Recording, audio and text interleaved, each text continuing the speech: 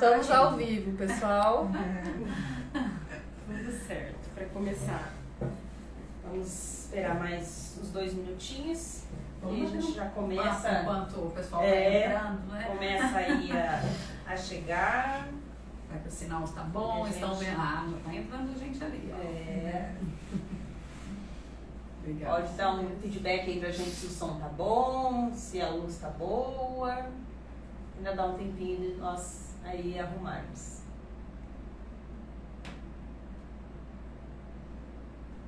Hoje o tema é um tema... É um tema bom, assim, né? A gente tá no Janeiro Branco ainda, né? Então, ainda trabalhar aí a saúde mental, né? Então, Janeiro é o mês da alusão, mas é pra gente praticar isso o ano inteiro, o né? ano inteiro, exato. Na verdade, saúde mental é um dos temas mais preocupantes hoje, né? Na atualidade. Justamente porque o mundo vem adoecendo mentalmente muito rápido, mais rápido do que antigamente, né? Então a gente precisa mesmo falar sobre como produzir saúde, e saúde mental é uma delas, né? Então eu acho que o tema é fantástico. Tem tudo a ver. Tem tudo para render hoje, né? Vai render o nosso papo aí hoje.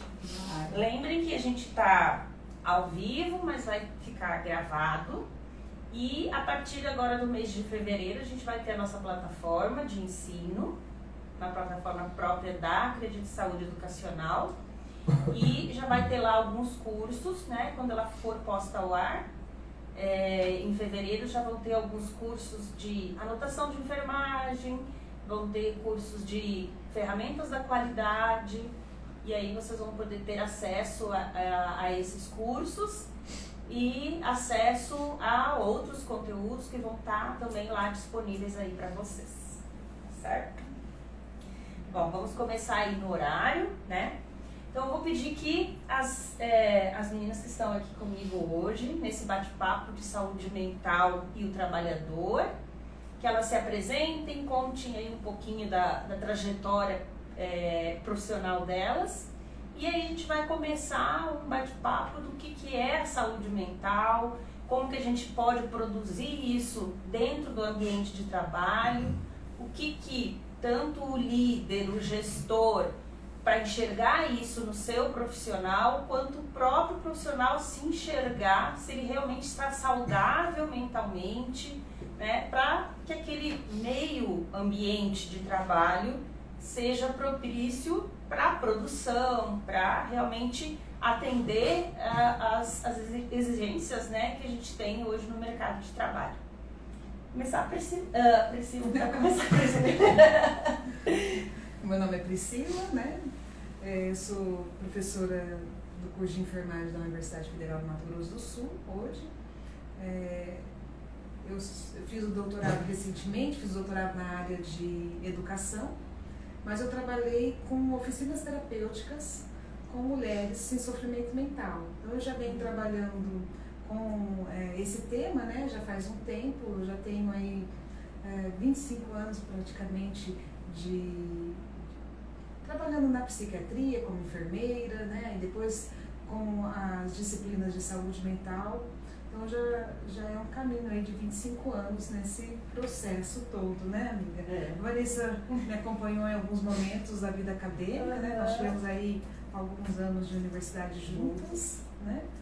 E aí, assim, hoje eu tenho na universidade uma liga, chama LASME, é uma Liga Acadêmica de Saúde Mental, que justamente para a gente trabalhar a saúde mental, né, nos locais. Então, tanto em empresas como escolas e nas unidades de atenção básica, né, nas unidades básicas de saúde, nos locais onde tem também o atendimento a pessoas em sofrimento. Né? Então, com essa liga, a gente acaba trabalhando bastante. E acoplada a ela também tem um núcleo de pesquisa, que a gente faz pesquisas também nessa área, tanto na área de saúde do trabalhador, como na área de saúde mental. Acho que é isso. Isso aí. Que legal. E no mundo acadêmico, assim, eu já tive uma pequena passagem, não estreita, um pouco mais estreita que a de vocês, mas eu me formei pela Universidade Católica Dom Bosco, né? Me chamo Milena, para quem não me conhece, né? E Milena Mendonça, eu sou psicóloga e quando eu me formei eu já fiz a pós-graduação em Psicologia do Trabalho, Organizacional e do Trabalho, e depois eu fui convidada para ser professora orientadora de TCC da pós. E aí eu já peguei alguns trabalhos de saúde mental também, além da psicologia organizacional. E eu trabalho na área de recursos humanos, né, que é da psicologia organizacional, mas é mais conhecida como área de recursos humanos, gestão de pessoas.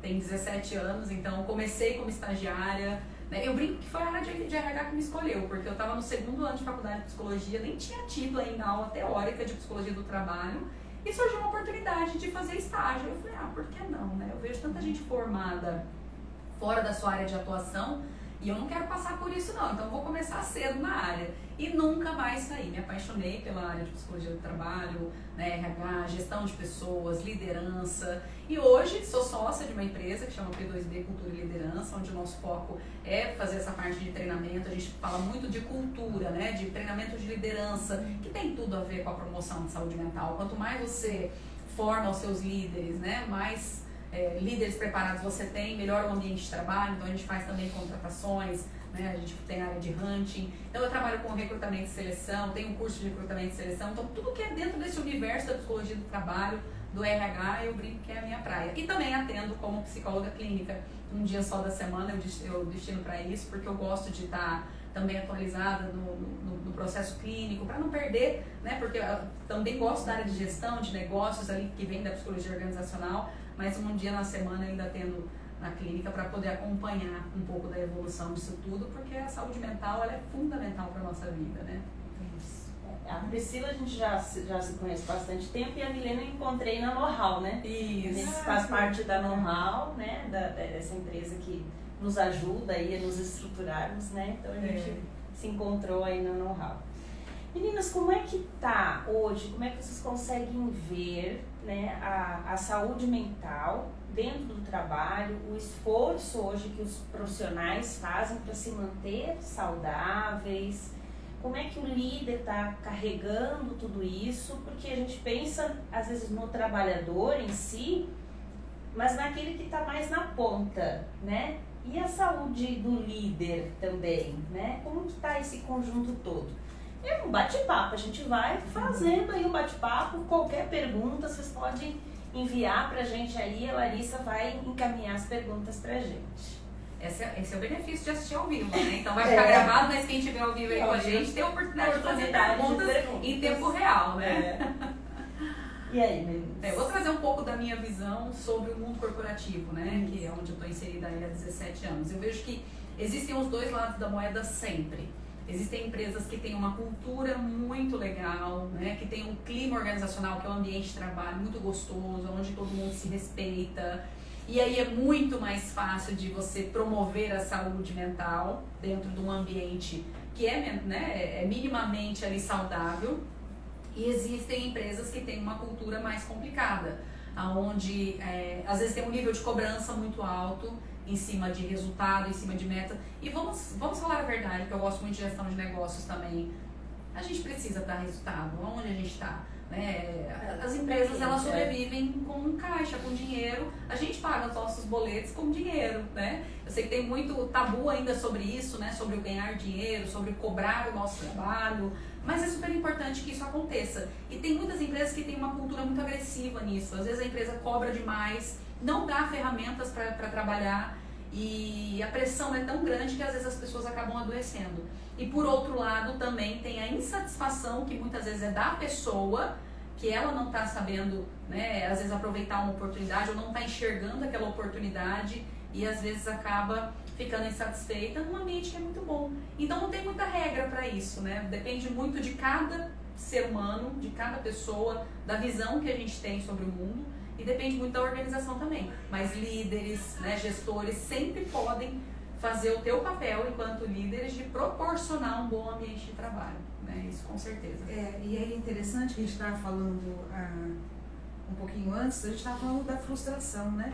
Hoje em dia o limiar de frustração das pessoas está muito pequeno e vem entrando jovens né? Às vezes muito recente para trabalhar, e esse limiar ainda precisa ser trabalhado neles, justamente porque todas as dificuldades que eles encontram, eles acabam levando como algo pessoal, algo que vai causar um sofrimento, né, por achar que é um bullying, por achar que é uma pressão exagerada, né? Então acho que isso os gestores precisam compreender, que vem vindo para as empresas um jovem que vem com um limiar de frustração um pouco menor. Então a gente vai precisar arranjar estratégias, né, de como a gente vai trabalhar com essa população. E outra coisa que eu acho interessante, assim, é que nós estamos pós-pandemia, né? Então, pós-pandemia, o sofrimento, a gente acaba visualizando ele de uma forma diferenciada do que antes. Eu acho que hoje a gente traz um sofrimento com marcas de luto muito profundas, né? De perdas que tivemos ou que tivemos pessoas que tiveram perdas, né? E não só perda de morte, mas a perda do fazer. Nós deixamos de fazer muitas coisas por 2 anos, praticamente, né? E esse tempo nós perdemos, né? A gente às vezes fala sobre o tempo e fala assim, foi há 1 ano. Eu falei, não, há 1 ano não, nós tivemos 2 anos de pandemia. Então foi há 4 anos atrás, há 3 anos, né? Então nós tivemos essa perda. Então essa perda causa sofrimento também. E aí, a coisa que eu quero colocar, nós fizemos uma pesquisa na enfermagem, pós-pandemia. No período da pandemia nós fizemos essa pesquisa e nós fizemos recentemente um artigo que traz o heroísmo do enfermeiro, né? E eu quero colocar porque o enfermeiro ele é gestor, líder, e aí o enfermeiro não gostou muito de ser chamado de herói, entendeu?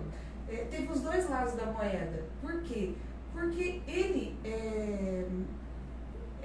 acaba atribuindo o herói àquele que realmente está na frente, né, esteve na frente da pandemia, esteve disposto ali para estar fazendo todas as atividades de enfermeiro, né, na frente de todo mundo, ou seja, estava exposto a um vírus, exposto à morte, ele era herói, só que ao mesmo tempo ele bate com poucos trabalhos, pouco valorização, pouco salário, uma carga horária excessiva de trabalho. Então, assim, isso causa um transtorno mental severo na enfermagem, entendeu? E principalmente no líder, porque ele acaba vendo que faltou material, né? A Vanessa acompanhou isso, faltou material para EPI, faltou material para uma boa assistência. Então, e ao mesmo tempo a sociedade chamando ele de herói, mas que herói é esse? Né? Então, que herói é esse que as pessoas estão falando e que eu não estou conseguindo vivenciar? Então, ele ficou nesses 2 movimentos de ambiguidade de sentimentos, sabe? Então, e essa falta até às vezes do instrumento de trabalho gera uma pressão muito grande, prejudica demais o que eu estava falando há pouco. O clima da empresa, né, a cultura ou tudo que está acontecendo ali não favorece que ele tenha saúde mental. Então é muito delicado. Foi um período muito delicado. Se o gestor também não proporciona esse meio ambiente favorável, não só assim, os treinamentos, mas também da condição física de algo, de um computador bom, se é esse o local que ele precisa. No caso da enfermagem, da saúde, condições para que ele tenha um equipamento adequado para trabalhar, isso também vai gerar uma insatisfação, né? E aí a gente estava conversando um pouquinho antes também, que tu falaste assim, o que é doença, o que é o que eu acho, que se eu tô doente ou não, como é que a gente pode identificar isso? Eu acho que as pessoas, elas estão... eu falo que a revolução tecnológica é maravilhosa, né? Tem tanta gente, tem muita gente de fora assistindo a gente aqui ao vivo agora, que vai assistir essa gravação, mas ao mesmo tempo que essa informatização das coisas, ela nos aproximou de quem está longe, vocês já ouviram essa frase, ela é bem famosa, né? Distanciou de quem está perto e de nós mesmos. Então, eu como psicóloga, eu vejo o quanto as pessoas estão míopes com relação à visão sobre elas mesmas. Então, hoje em dia é difícil você conseguir identificar o que você está sentindo, o que você está pensando. E aí, às vezes, você está meio desanimado e tem gente chamando tristeza de depressão. Tristeza é um sentimento. E é um sentimento, é uma emoção normal. Todo mundo vai sentir tristeza em algum momento da vida. Então, às vezes, a pessoa ela tá triste, ela já acha que ela tá depressiva. Às vezes, até pelo que a gente fala no português, né? No leigo, né? Eu tô meio deprê hoje. Mas não é depressão. A depressão é uma doença, é um transtorno mental. Ele precisa de tratamento. Então, as pessoas elas precisam fazer um pouco mais de contato com as suas emoções. Eu tenho percebido isso. E às vezes a pessoa ela só tá triste e ela tá achando que ela tá deprimida. E se ela estiver deprimida, ela precisa de tratamento. Ela precisa do acompanhamento psicológico, do acompanhamento psiquiátrico. Pode ser que ela precise tomar uma medicação. E a grande questão que eu vejo na atualidade é que as coisas não estão tendo o nome que elas deveriam ter. Sabe, às vezes a pessoa está doente, precisa do tratamento, ela está com depressão, precisa do diagnóstico, mas ela acha que ela está só triste. E ao contrário também, vejo muita insatisfação aí, trazendo bem pro meu mundo empresarial, que eu vivencio há tantos anos. Às vezes a pessoa ela acha que ela está com síndrome de burnout, que vem, né, é muito relacionado ao trabalho, e às vezes ela está só insatisfeita. Às vezes só o ciclo dela encerrou naquela empresa, ou às vezes o gerente dela, o chefe dela, não, né, eles não estão se entendendo, é só sentar e ter uma conversa difícil, mas a gente tende a fugir das conversas difíceis, né? Então eu vejo que isso é uma coisa que tá muito, assim, tá acontecendo muito, pelo menos à minha volta, eu vejo muito isso. E por isso que é importante o diálogo, então, né, dentro das empresas, dentro até do mesmo setor, ou até de hierarquias diferentes. Mas é importante os encontros, os diálogos, os feedbacks. E aí, assim, eu até estava falando da necessidade, muitas vezes, de ambientes saudáveis dentro das empresas. Né? Hoje em dia, eles vêm atribuindo atividades lúdicas de jogos dentro das empresas, né? No horário de intervalo.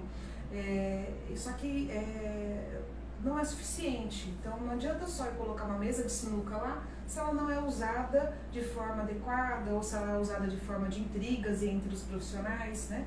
Então eu preciso ter essa visão que posso colocar dinâmicas de relações, né? Dinâmicas que possam de interação, mas eu preciso também entender que o respeito e o compromisso, tanto com a empresa que você trabalha, isso é importante para a sua saúde mental. A gente estava falando da insatisfação, né? Você até comentou. Então não adianta eu trabalhar num local que eu não sou satisfeito e atribuir isso a uma doença mental. Né? Na verdade, você vai acabar adoecendo sim, mas você precisa entender que muitas vezes não é só o trabalho que está te adoecendo, muitas vezes é você mesmo que não consegue ter uma vida saudável. Né? Nós estamos falando da tecnologia. Realmente, hoje o celular ele acaba, não só o celular, mas a própria televisão também, as séries, a gente acaba ficando maratonando um final de semana inteiro. Um final de semana muitas vezes de sol. Né? Um dia lindo lá fora. Né? Um dia lindo. Então eu costumo dizer assim, nós sabemos o que de fato faz bem para nós. Isso. Nós sabemos o que de fato faz bem para a nossa saúde mental. Uma boa leitura faz muito bem. Sair para passear, fazer um esporte, a gente sabe que isso faz bem para a nossa saúde mental. Uma boa alimentação faz bem para a nossa saúde mental. Quer ver melhor do que dar risada? Né? Uma boa, um contato, conversar, uma festa para ir, um local que você escuta uma boa música, isso faz muito bem para a nossa saúde mental. Então, por que não trazer isso para dentro das empresas também, junto com essa relação, né, dos profissionais? Eu acho que seria fantástico. E assim, as pessoas elas precisam se ajudar, né? A empresa precisa proporcionar um bom ambiente de trabalho para que você tenha saúde mental, mas e a sua parte? Como é que está a tua alimentação, o teu estilo de vida? Atividade física é terapêutico, né? Libera endorfina, então é isso. Qual que é a tua parte? Porque eu vejo muito, eu já fui RH de empresa há muitos anos, hoje eu sou empresária, mas já fui RH de empresa há muitos anos, e a gente tem um papel ali na gestão de pessoas, onde a gente tem que fazer um meio de campo ali entre a empresa e o colaborador. A gente tem que fazer eles entenderem que eles têm que ter uma relação ganha-ganha. Então eu percebo, dentro de toda a minha atuação, eu já percebi muita gente também se colocando no lugar de vítima. A empresa sempre como vilã e o funcionário sempre como mocinho. Quando a gente vai para a realidade, na vida real, tem muita empresa que é vilã, sim, que às vezes acaba fazendo muitas coisas que são erradas, que vão contra até a legislação. E tem funcionários que acabam fazendo da mesma forma. Então a grande questão é achar esse equilíbrio, né? Você fazer a tua parte. Quando a gente está num emprego, quando a gente trabalha com uma coisa, é uma relação de trabalho. E toda relação, ela precisa, né? Você dar para você receber alguma coisa. Então a empresa vai te dar a oportunidade, você vai fazer o teu trabalho e você vai ganhar o teu salário com isso. E dentro, só que nesse meio tempo, né, nesse intervalo tem muita coisa. E cada um é responsável por ter uma vida saudável. E lembrando que o ambiente corporativo, né, de hospital, o que quer que seja, eu chamo de ambiente corporativo independente de segmento, né? Claro. As pessoas que estão lá é que fazem aquele ambiente. E às vezes a gente responsabiliza o outro e esquece de olhar qual é a nossa parte. Exato. Mesmo porque a empresa não quer que a gente adoeça. Não claro. A empresa não quer que a gente quando tu colocou assim, um ambiente corporativo, enxergar um ambiente de saúde corporativo, às vezes quem trabalha não consegue enxergar que ali é um ambiente corporativo, que ali é um ambiente onde você tem todos os problemas de qualquer outra empresa. Porque tanto a minha experiência mais é com o hospital, o hospital começou a se enxergar como empresa há muito pouco tempo, se a gente for pensar numa relação histórica, né? Então hoje ele está começando a se enxergar como empresa, está começando a ver os seus profissionais como empregados, funcionários daquele local e desenvolvendo coisas que no hospital nunca se fazia, né? Então quando a Priscila fala de ter ambientes, o hospital sempre vai ser o último que vai desenvolver isso. Porque ele ainda não consegue, muitas vezes, tem ambientes de saúde que não consegue se enxergar dessa forma. Vanessa, foi exatamente por isso que eu falei, eu expliquei, eu vejo o mundo corporativo, um hospital também, porque do que eu acompanhei, até já trabalhei na área da saúde também, há alguns anos atrás, eu não, na época pelo menos, eu vejo que muita gente ainda não entendeu que um hospital é uma empresa. Mas recentemente eu visitei um hospital e assim, eu achei interessante a área que eles fizeram para os profissionais, para os funcionários. Então tem a área de descanso, muito bem planejada, assim, esteticamente visual, bonito. E eu achei assim um passo que eles fizeram. Já tá, a gente já sim, um hospital começa, psiquiátrico ainda. Né? Então, assim, você tem direcionamento. Entendeu? Né? Então tem, e aí eu percebi também, e eles trouxeram para mim, as atividades que os próprios profissionais estão fazendo lá dentro. Então a terapeuta ocupacional está fazendo atividade, a professora de artes fazendo atividade dentro da educação permanente. Eu achei muito interessante isso. E já falando nisso, né, eu acho que a educação permanente ela é um caminho muito interessante para estar tanto levantando esses diagnósticos corretos, né, como nos orientando para que caminho seguir quando eu estou no sofrimento. Não é verdade? Né? Acho que é bem importante isso mesmo. E o diagnóstico correto, eu acho que é uma coisa que ainda as pessoas às vezes se colocam o autodiagnóstico para si mesmo ou ignoram. E muitas vezes não buscam ajuda. Chega num ponto de sofrimento ao máximo, mas a gente precisa. Aí eu volto naquilo que eu falei há pouco, autoconhecimento, se perceber, trabalhar a autoconsciência, muitas vezes buscar ajuda. As pessoas ainda têm muito medo, né, de procurar ajuda, do que as pessoas vão falar. E aí duas coisas que vem me preocupando bastante primeiro é o rótulo, né, essa rotulação. Então, uma vez que você foi num profissional e esse profissional te deu um diagnóstico, parece que você coloca aquele rótulo e você sai com ele. Então, quem é você, Vanessa? Eu sou a Priscila, eu sou a Vanessa, eu tenho depressão. Eu tenho, entendeu? Então, parece que o rótulo vai acompanhando o seu sobrenome. E a segunda coisa que vem me incomodando muito como profissional é a automedicação. Né? Então, a automedicação ou medicalização mesmo, que é o excesso de prescrição médica de medicamento, isso também é algo que vem me incomodando nesse decorrer desses tempos agora que a gente vem vivendo, sabe? Então, às vezes a pessoa acha até mais fácil a medicação, que ela não tem que buscar e consegue às vezes um equilíbrio, do que às vezes buscar coisas que são mais fáceis. E muitas vezes a gente fala, um exercício físico, mas não tenho dinheiro para academia, não tenho dinheiro para sair. Mas tem tanta coisa hoje, né?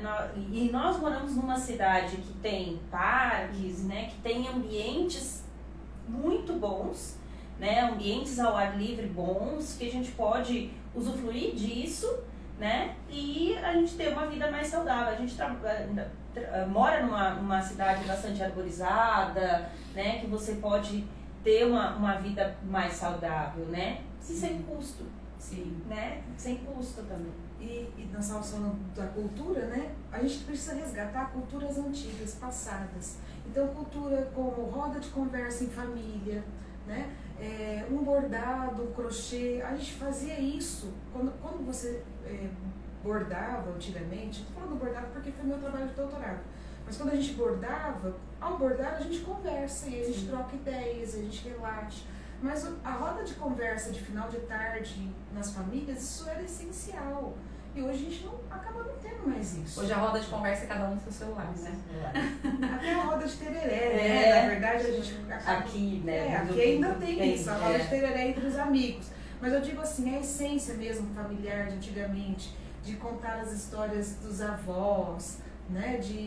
Então, assim, de entender que não foi fácil a vida também passada deles, né? Então são coisas assim que eu acho bem interessante, culturalmente falando. Sim, revisitar a tua história, eu gosto muito, né? Às vezes você tá num momento de insatisfação, aí você fala, poxa, eu tô só aqui, eu ganho só isso. Aí, peraí, revisita a tua história, vê tudo que você conquistou, vê até onde você chegou. Isso, exato. Né? Porque aí a gente vem muito com esse choque de gerações que você estava falando há pouco.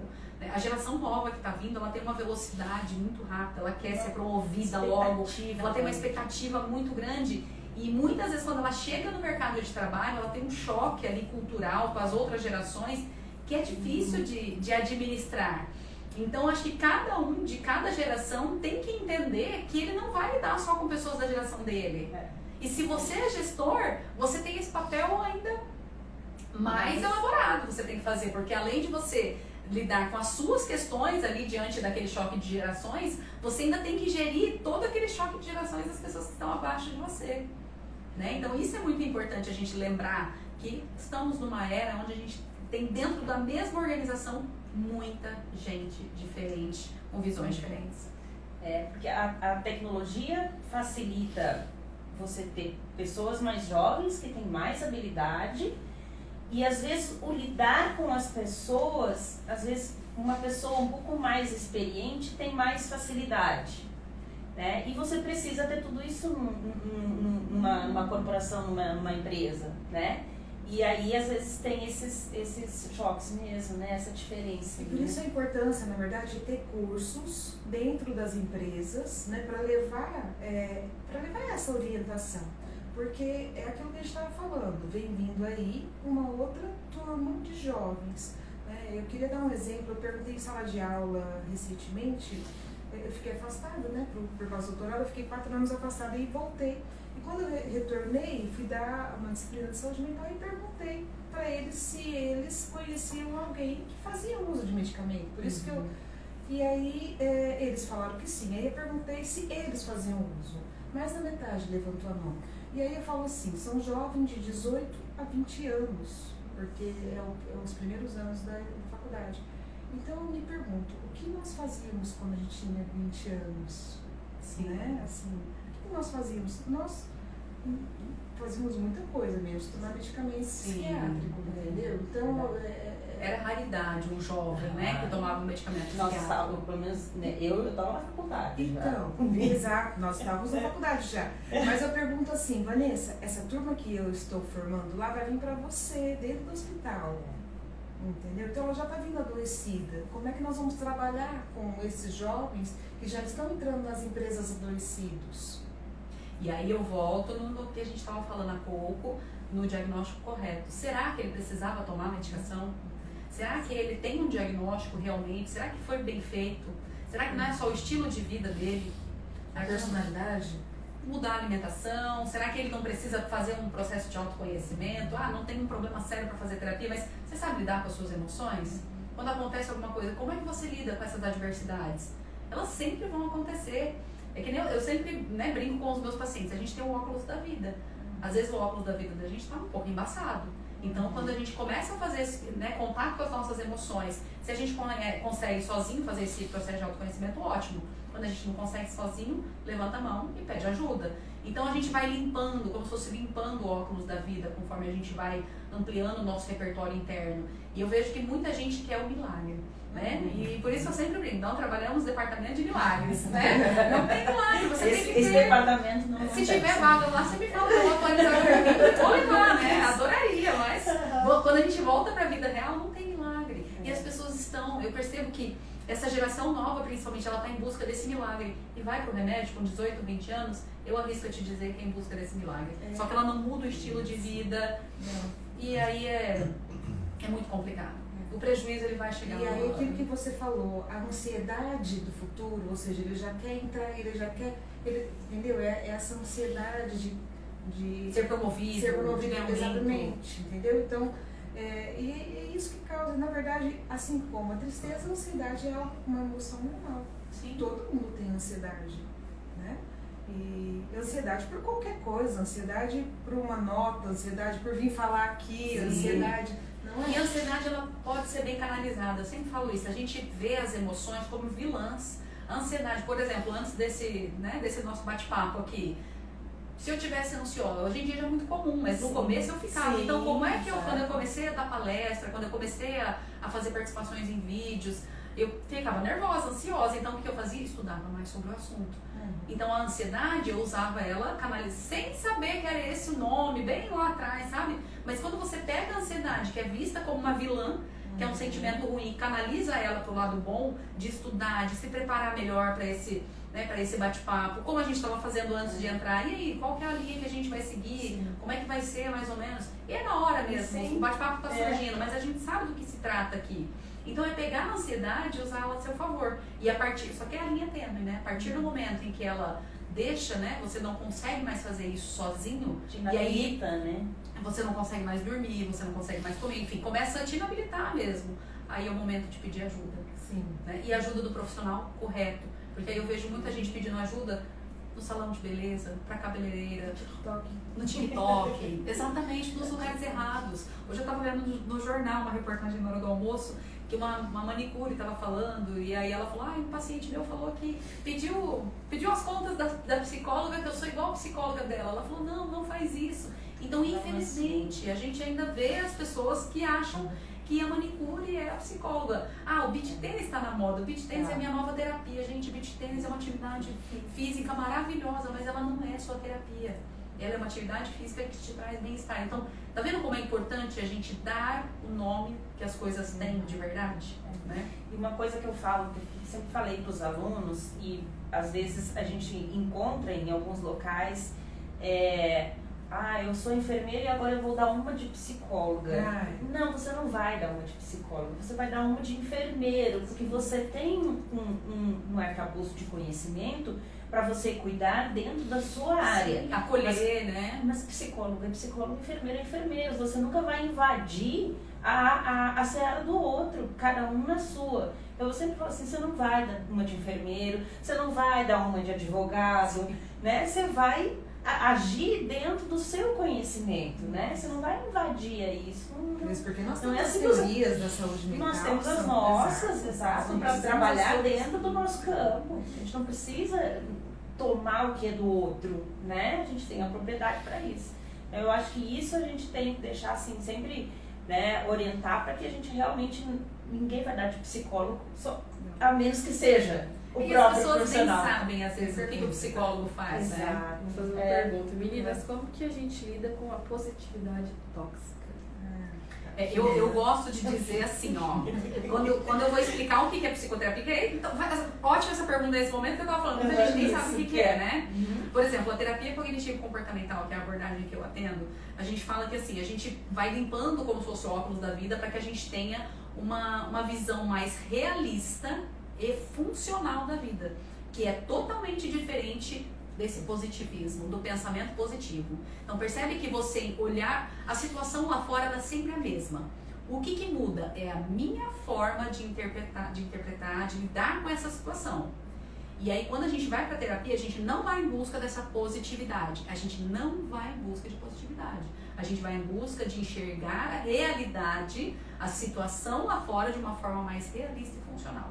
Mas há realmente pergunta muito pertinente e realmente, assim, a gente tem que enxergar as coisas como elas são. Só que às vezes o óculos da vida tá meio embaçado. Então, quando a gente dá uma limpada nele, a gente consegue enxergar ele de uma forma mais funcional, que mais nos ajuda do que nos atrapalha. Às vezes o grau tá errado. Só falta um ajuste. Falta um ajuste. Na verdade, a gente acaba vendo negatividade às vezes. Não era bem a Não positividade, era bem que eu né? não queria ver, né? Que a gente vê alguns casos, né, que uma pessoa chega e fala assim, eu tô triste. Sempre tem alguém que fala, não, vamos lá, vamos dar um jeito, vamos ser felizes. E às vezes a pessoa só eu só quero falar que eu estou triste. Só isso. E eu acho que a gente perdeu muito essa questão também de escutar o próximo, né? Às vezes a pessoa só quer falar, mas aí tem alguém que já quer falar, não, mas você faz isso, você faz aquilo. Não, eu só quero falar. Vocês hoje, né, veem que as pessoas estão com muita dificuldade de criar esse tipo de relação. O escutar ficou uma coisa muito mais difícil hoje em dia? Exatamente, porque parece que eles têm a necessidade de fala, né? E eu acho que assim, a gente já diz, né? A gente tem 2 orelhas e uma boca, porque na verdade a gente tem que ouvir mais, né? E o profissional, vou falar do profissional da área da saúde, mas eu acho que envolve todos mesmo, a gente precisava prestar atenção não só naquilo que você está me dizendo, mas no teu todo, no teu comportamento corporal, porque o teu corpo fala, né? Então às vezes a gente tem a tendência de ouvir só o que você está falando, e não, eu quero entender, né? Porque você, por exemplo, você olha ali e fala assim, então, tá chovendo. Então, eu não entendi o teu chovendo. Eu vou falar assim, tá chovendo. Mas não, tem uma lógica. Tá chovendo, mas tem que ir embora de ônibus, você mora longe, você, entendeu? Tem uma situação que às vezes está te preocupando por causa da chuva, ter alguém sozinho em casa, entendeu? Então, a gente tem essa dificuldade atualmente de ouvir, de fato, o que as pessoas estão nos mostrando, nos dizendo, não só verbalmente, mas pelo corpo também.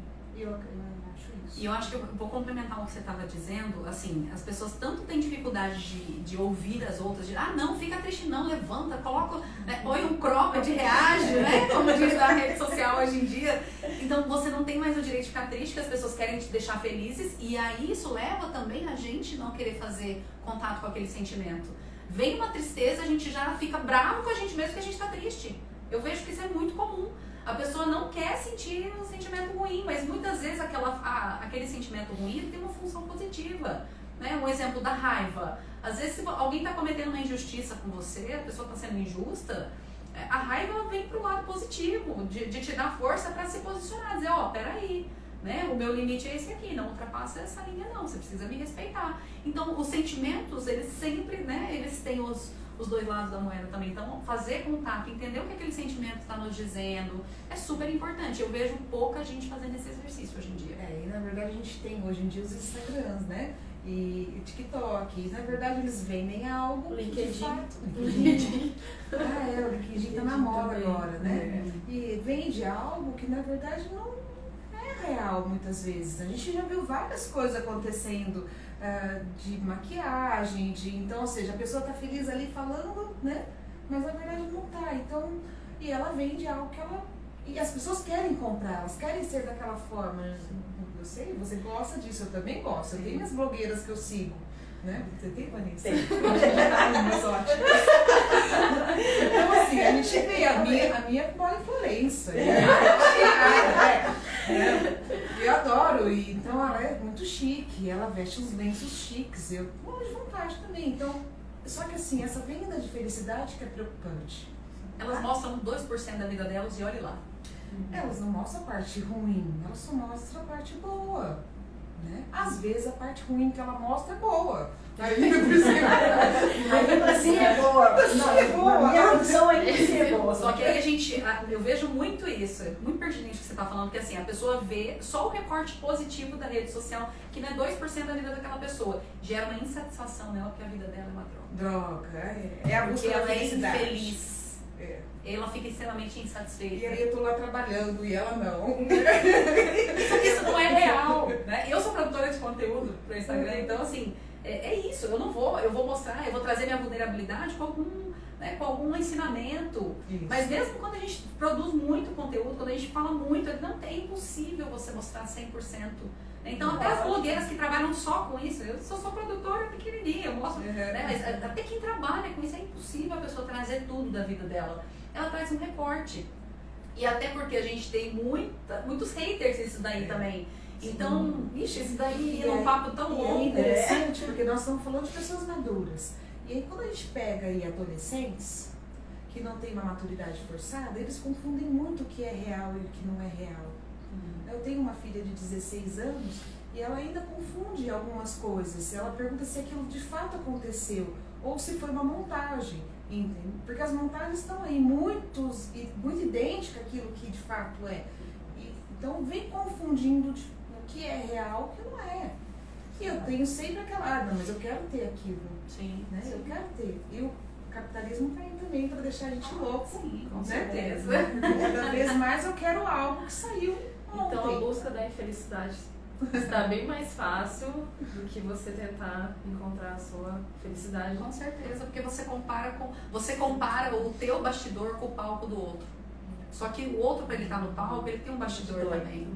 Só que a gente não lembra disso. A gente acha que o palco que a gente está vendo do outro é tudo, inclui os bastidores dele. Só que aí a gente compara isso com o nosso e aí a gente... Aí é um prato cheio para a frustração. E aí junta com a ansiedade. Então se a gente for pensar, eu vou falar aqui um desenho que talvez as minhas amigas saibam qual que é. Por exemplo, pra gente, o desenho que a gente mais gostava de assistir na nossa época, Caverna do Dragão, por exemplo. A gente tinha que esperar uma semana para assistir o próximo capítulo. Sim. Hoje não. Como que é hoje? Sem maratona. Você nem termina aquele episódio. Então, ou seja, a gente guardava a nossa ansiedade para saber se eles iam mesmo passar, se eles iam voltar para casa ou não.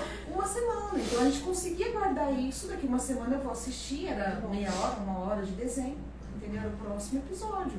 Hoje não, hoje a gente não consegue fazer isso. A ansiedade é tanta que eu preciso. E as próprias crianças fazem isso. Então elas têm o domínio do celular. Né?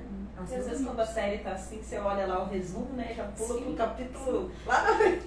É o que eu falo da revolução tecnológica, ela é maravilhosa, mas esses prejuízos ela nos trouxe, porque a gente consegue acelerar, a gente consegue assistir no 1,5, no 2, até o Netflix você consegue acelerar lá. Sim.